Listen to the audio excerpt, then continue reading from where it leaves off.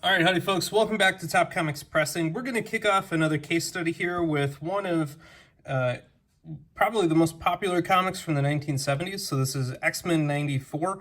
It triggers the epic run of Chris Claremont X-Men and ushers in a new generation for the new X-Men. So sometimes the team introduced in Giant Size X-Men and in here is referred to as the new X-Men. This one is coming to us PGX certified 5.5. For those of you that are unfamiliar with PGX, I would rank it as the third tier grading company. So I think most people have the highest regard for CGC. I personally hold CBCS neck and neck with CGC, and I don't have a problem buying a CBCS slab.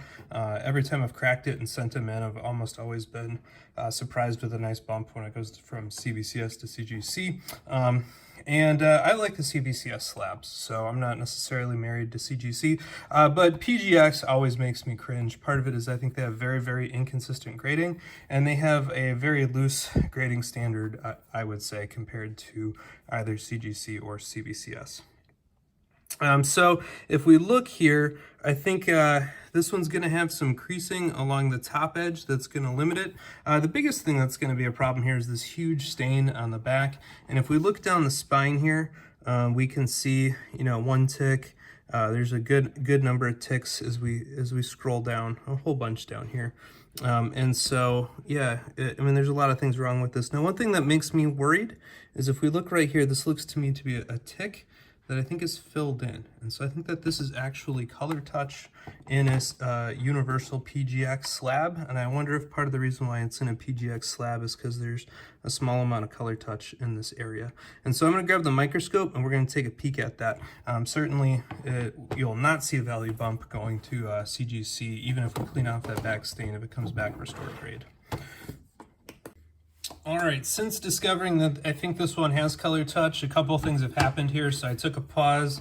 I actually looked at it under the microscope. So here's my handy dandy microscope. And I contacted the owner after that. I'm pretty convinced this comic book actually does have color touch on it, and that color touch, even though by CGC or CBCS standards would be considered C1 amateur color touch, in this case, PGX managed to completely omit that from the label. So to me, that's a major miss by PGX, but I want to show you, as best I can, what flagged my attention and how you can kind of spot it yourself. As you look down the spine here, you can see that there's clearly a spine tick there. There's clearly some deep spine ticks here.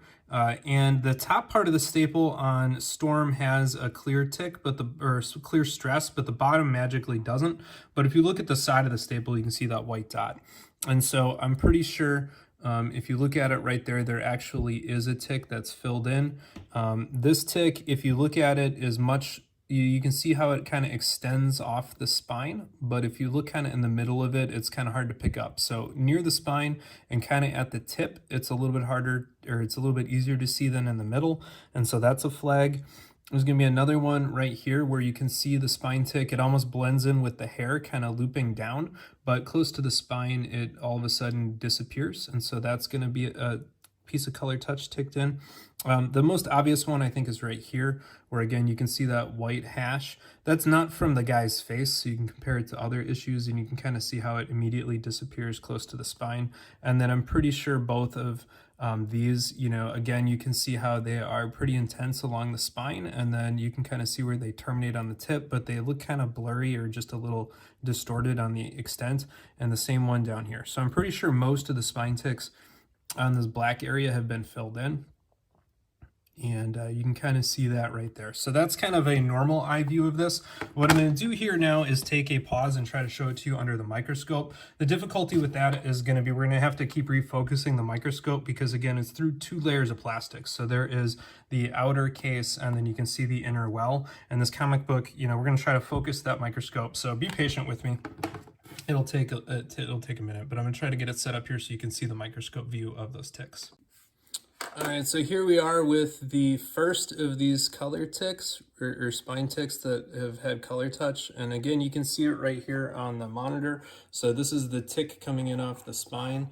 And then this is the part of the tick that was not filled in. And you can clearly see this kind of glossy blue on this side. The glossy blue on this side and then that kind of dull matte black inside the line right through here. So the combination of those things definitely confirms that that is color touch.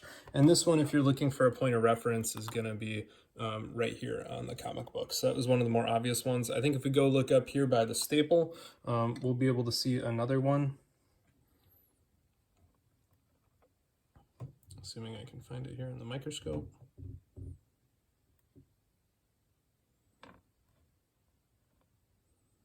Yep, so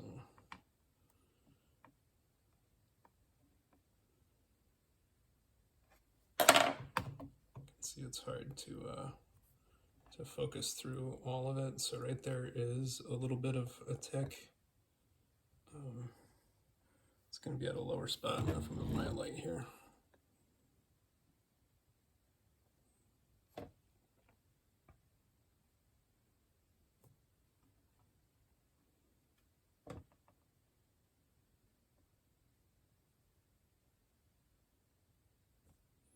So right there again, we can kind of see the damage through here to the paper. And again, you can kind of see it's filled in and it doesn't have that same shine that the underlying paper has. So shine over here, clear tick and valley through there. And then again, that's been filled in. So, and this is going to be the bottom part of the top staple. And you can see that there's a bunch of damage in here that somebody else has filled in. So let's take a peek down here at the bottom area where I think they'll be a little bit lighter, a little bit more challenging to see.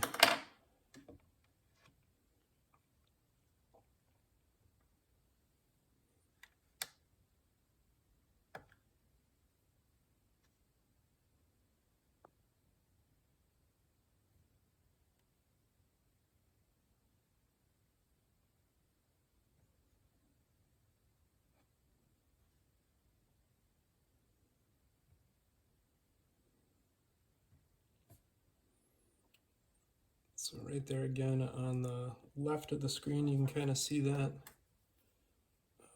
Right here coming off the spine is a spine tick.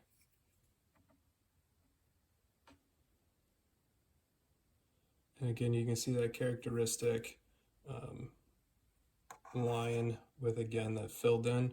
It's going to be the same thing over here. If we look at this one, it's going to magically, that spine tick is going to go away. There's going to be a little bit of a dark valley. So in my opinion, this one's clearly got color touch on it. And I think we've confirmed that here with the microscope through a couple layers of plastic, which is a little bit easier said than done. All right, so there we have it. Uncanny X-Men 94 5.5 universal grade from PGX clearly should be a purple restored label with multiple sections of C1 color touch. So I think there's 1, 2, 3, 4, 5, 6, 7, at least 8 areas of color touch along the spine. Again, that would be classified as C1 by CGC, minor amateur restoration. This one would be a good candidate to have it removed, since as far as I can tell, it is only along the spine, and even though there are multiple ticks, it's quite small. The owner decided, given the overall damage across the top and the big stain on the back, that it probably wasn't worth spending the time to try to improve that one. So again, you know, PGX, I've cracked multiple PGX slabs. I would say 4 or 5 that I've worked on, sent back to CGC, and it's kind of a miracle if you can get back to the PGX grade even after extensive work. So I did an Uncanny X-Men 101 for somebody that required extensive work. It was a PGX 5.0, and it came back a CGC 5.0 after a lot of work and effort on my part. So I think it was probably closer to CGC 3.5 or 4.0 based on how it sat when I cracked it. So if you can buy PGX slabs at a steep PGX discount, I would say don't worry about it. In this case, you know, this one's not worth cracking and sending with the color touch. So just be aware of that. And, you know, if you enjoyed this, leave a thumbs up. Don't forget to click that subscribe button down below. And if you're interested in restoration detection, I would highly recommend a microscope. This thing is much better than a jeweler's glass. And it's a lot better, of course, when the book is raw. It's a lot more challenging to do while it's still slabbed, but it can be done. So take care, everybody.